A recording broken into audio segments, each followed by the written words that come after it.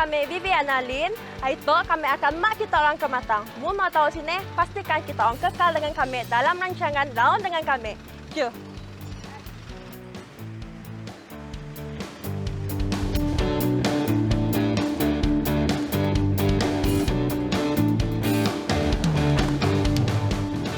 Perjalanan dari Bandaraya Kuching ke kuil ini mengambil masa sekitar 35 menit atau 22 km.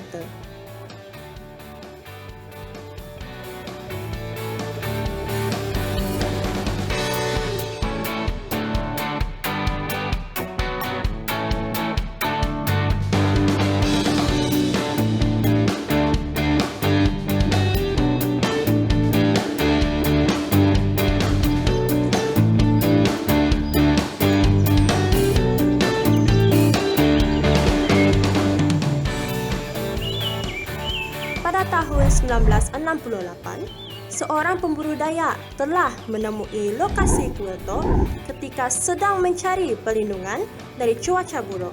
Berita penemuan kuil itu telah tersebar kepada penduduk Hindu di sekitar Matang. Okey, nama saya Morgan. Okay, saya bekas pengerusi kuil Sri Mahamariman Temple Mount Matang. So sekarang saya adalah advisor untuk temple ini. Okey, kuil ini route dia. Route dia 3 kilometer. 3 kilometer. So kuil ini dibina waktu British. Sri Mahamariman Temple Mount Matang merupakan sebuah kuil yang terletak di Gunung Matang dan telah dibina akhir abad ke-19 oleh pekerja ladang warga India semasa zaman pemerintahan kerajaan British iaitu Charles Brooke ketika mereka mengusahakan sektor perladangan teh dan kopi. Rosak nak, nya masih siap. So nya avoid orang macam botol-botol kah, lepas minum baru turun dan buang. Yalah, bawa balik lah. Jangan buang sembarang. Barang-barang. Jaga alam sekitar. Oh. Temple tu 2011 completed lah. Temple tu sebenarnya usually untuk orang India kah atau orang Cina kah, siapa yang mau sembahyang, it's the first temple lah. Yang mesti pray to this one for the safety lah, untuk keselamatan lah. Kita kena jalan 3 kilometer nah. So minta izin dengan kita nak masuk tempat tu lah. Then for kita orang pun safety lah, kita pray dulu, sembahyang dulu, then kita continue jalan. Okay? Yeah.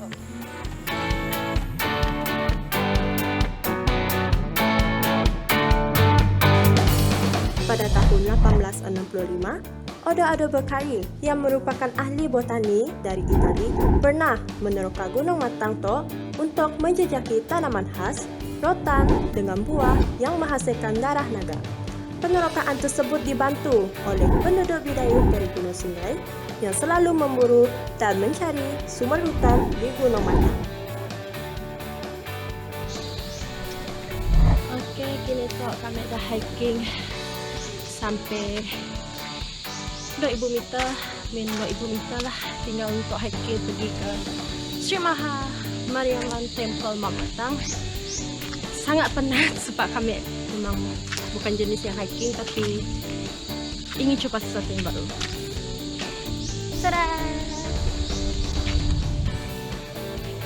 Walaupun penat tapi sangat berbaloi because at the same time kita orang pun boleh bersenam dekat situ. So, mana-mana kita orang yang suka hiking lah, kita orang rami-rami boleh mbak family, mbak kawan-kawan pergi ke situ yang best. Untuk sampai ke kuil, tempoh perjalanan adalah sejauh 3 km. Tetapi, laluannya tidaklah terlalu mencabar sebab jalan untuk ke kuil sudah diturap. Boleh Uncle ceritakan sedikit tentang plantation dekat situ? Okey, kawasan plantation adalah di situ. Kawasan ya 600 ekar lah. kita boleh nampak yang pun kawasan ada pokok-pokok besar nak, yang pun hijau pun ada lain hijau muda nak. Itulah kawasannya. So di situ gini orang the British bawa orang India for this purpose lah, untuk tujuan tu lah, plantation tu lah. Okay. So plantation yang mula 1860 lebih lah. Tahun 1867 lah. Tapi plantation tu close down in 1912 lah. Sebabnya yang pun hasil sih berapa bagus. Walaupun kawasan peladangan tu mempunyai keluasan sehingga 600 ekar, namun sektor kopi dan teh di situ terpaksa ditutup pada tahun 1912. Menurut sejarah, ianya ditutup kerana hasil tanaman yang tidak memuaskan. Selain, kawasan tu juga akan dijadikan kawasan tadahan air. Consider dah sampai, dah sampai. Sikit lagi kita naik tangga lah, pergi temple di atas. So kita dah sampai at the foot, kaki temple. So ya, akhirnya kami orang pun dah sampai ke temple tu.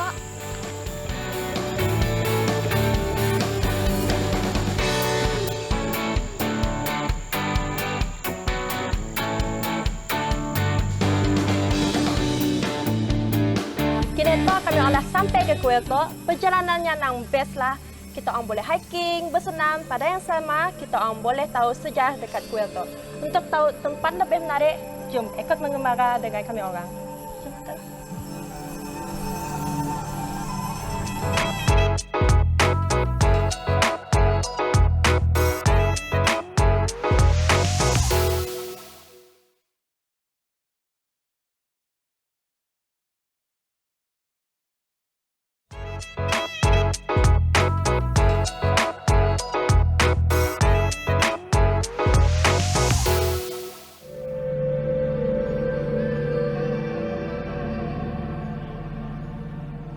Kini, kuil tu telah pun diurus oleh Persatuan Kuil Hindu pada tahun 1976 melalui Jawatan Kuasa Sri Maha Mariamman Temple, Mount Matang.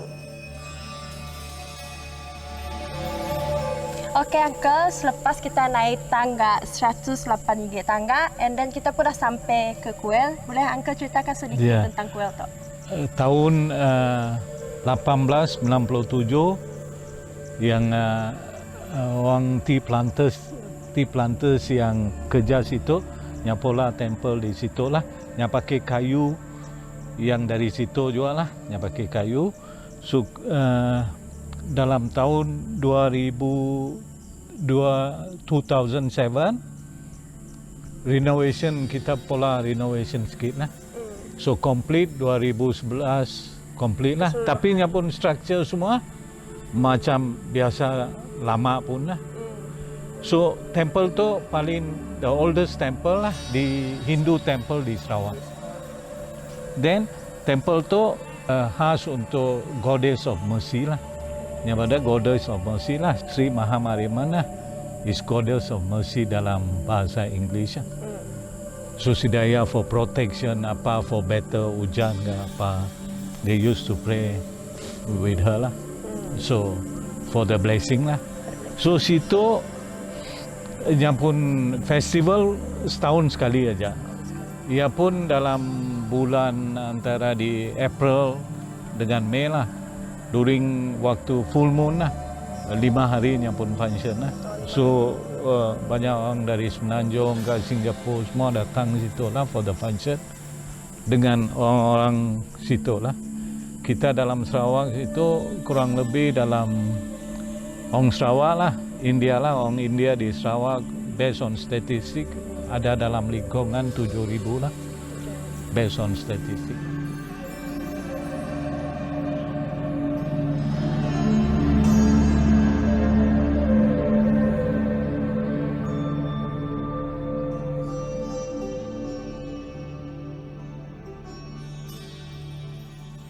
Satu lagi istimewaan temple ini dibuat dari kayu bilian lah.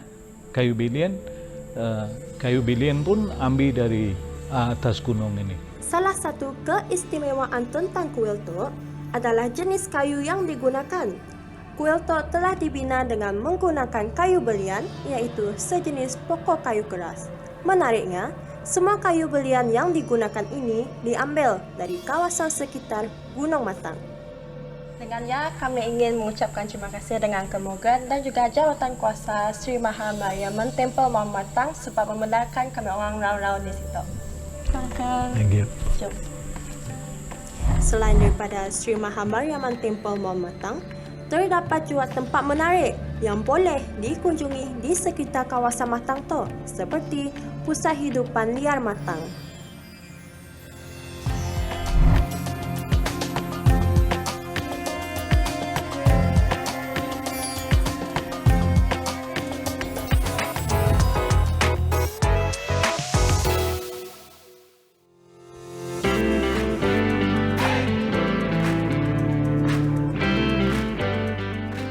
Perjalanan dari Bandaraya Kuching ke Chinsanyang Temple mengambil masa selama 35 minit atau 30 km.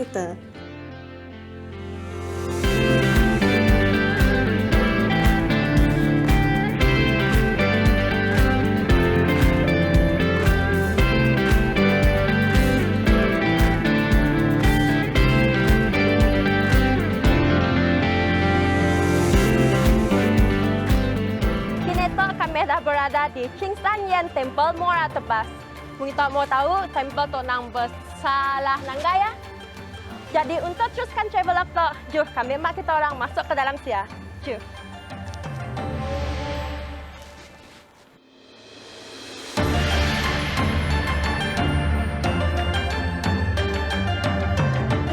Temple tu merupakan temple yang paling besar dekat situ. Dan untuk kawan kita orang juga, itu adalah first time kami pergi ke situ, so kami si sapa mau nangga di sekelilingnya.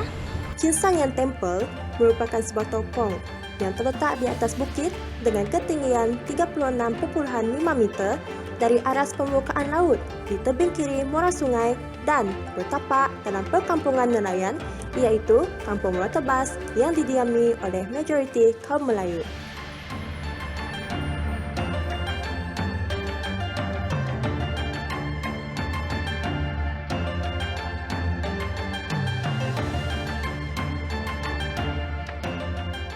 Kini tok kami dah berada dalam kawasan kuil tok, tapi untuk mengetahui tempat tu dengan lebih lanjut, kami akan berjumpa dengan pengerusi Kuching Hokkien Association, pengerusi Datuk Richard Wee.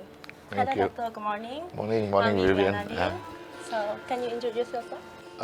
My name is Richard Wee. I am the president of Kuching Hokkien Association.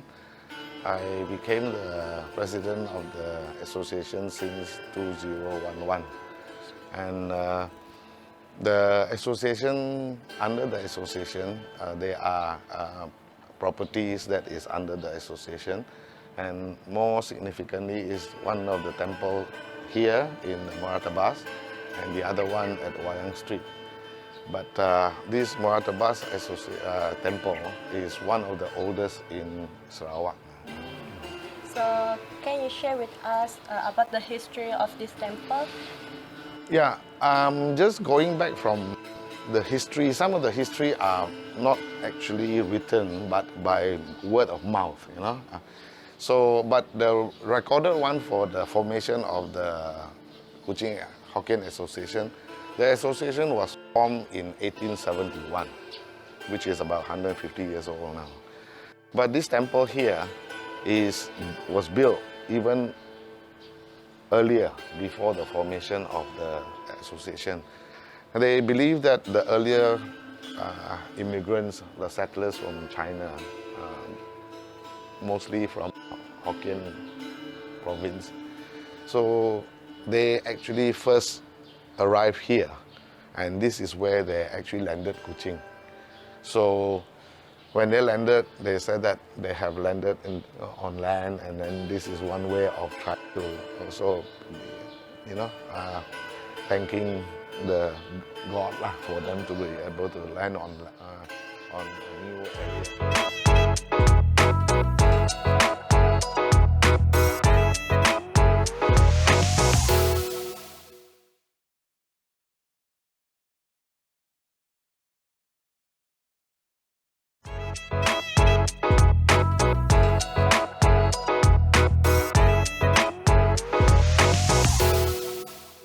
Kinsanyang Temple dinyatakan sebagai tokoh yang paling berhias di negeri Sarawak oleh Kementerian Pelancongan Negeri Sarawak melalui The Sarawak Book of Amazing Facts and Records pada tahun 2001. Over here in this plaque, there is a brief history of how it all developed. And over the years, let's say there were renovation and all this here. I think the few years of major ones I can still remember is it was recorded in 1903. It was having a renovation, and in 1956 there was another renovation. Then came in I think 10 years later, I think 1996, we also had a major renovation for the temple. So over the years, it has been sort of expanding, and we also have all this amount that we spend for the temple, the phase, second phase, and third phase, and some of those are all the donation lists from all these people who are willing to donate. Tokong Tojua merupakan yang tertua di negeri Sarawak dan menurut sejarah lisan, Kinsanyang Temple memang sudah wujud sejak lebih dari 200 tahun dahulu lagi. From here, we are moving towards the main part of the temple, and then this is where the main hall is, where all the ceremonies are being carried out here. And then these are the Buddha statue who are situated in the main area. So this part will be the center of the temple. Yeah. So how about the Kuching Hokkien Association? How can they be involved in Kinsanyang Temple? Yeah. As mentioned, they were built so much earlier, but the Hokkien Association involvement is always, the property has always been under the Hokkien Association. Tokong Tok pada mulanya diuruskan oleh dua orang biarawati, namun selepas sidak biarawati yang semakin dimamah usia, pihak Kuching Hokkien Association mula mengambil alih bidang pengurusan tokong ini.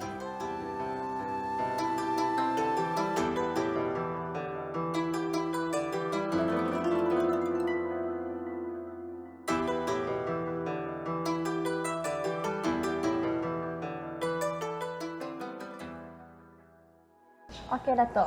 Last but not least, what is your hope for the community and also especially for our youth in preserving the cultural heritage and also your future plan?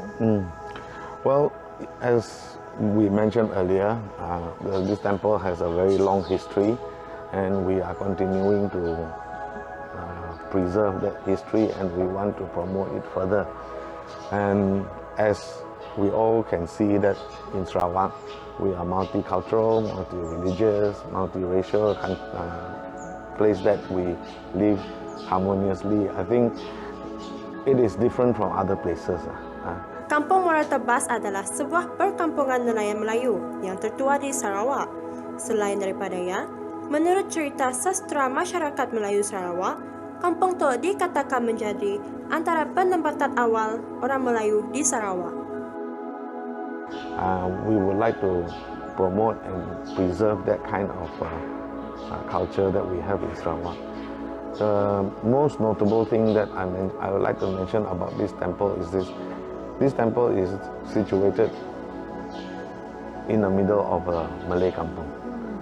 And during the festive season, the Malay kampung folks under the JKK, they all come out to also help in carrying all the barangs, makanan, and all the things up here for them to cook.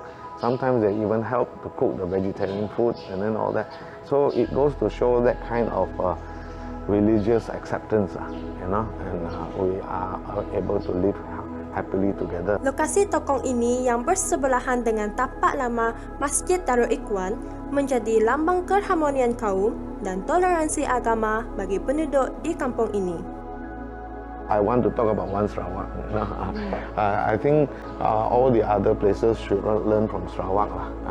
And I would also like to quote in 1995, the Star newspaper, during their National Day supplement, they highlighted that Muara Tebas Kampong and our Ching San Temple being together has been mentioned as the most religious tolerance and acceptance in Malaysia. And that is something of which we should be proud of. And I think in going forward, we would like to use this relationship that we have in between different races to be able to sort of let all the others learn from us here. Okay. Thank you Dato' for the explanation. Diajak dari penerangan daripada Dato', kita mau tahu situ memang semua sedaknya bersatu padu dan bertoleransi satu sama lain. Menurut laporan akhbar tempatan, Kampung Tok disenaraikan sebagai tempat yang paling mengamalkan toleransi agama di Malaysia.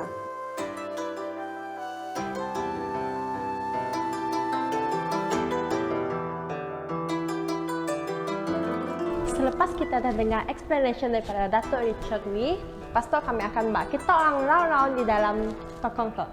Jom, round dengan kami.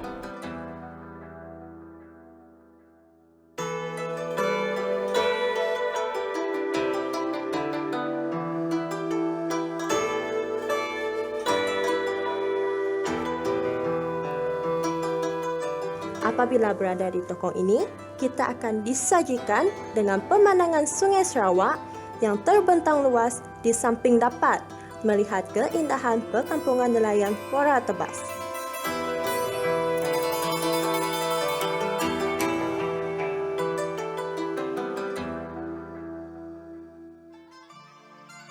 Apa yang menariknya?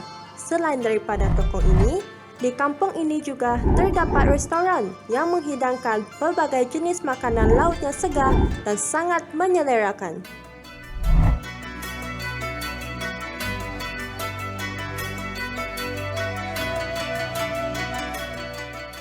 Setakat tu aja untuk episod hari tu. Mun kita mau tahu sini ke lokasi yang seterusnya yang kami akan mak kita orang round-round. Jangan lupa ikuti kami dalam rancangan Laut dengan kami hanya di TBS. Kami Viviana Lin. Jumpa lagi di episod yang seterusnya.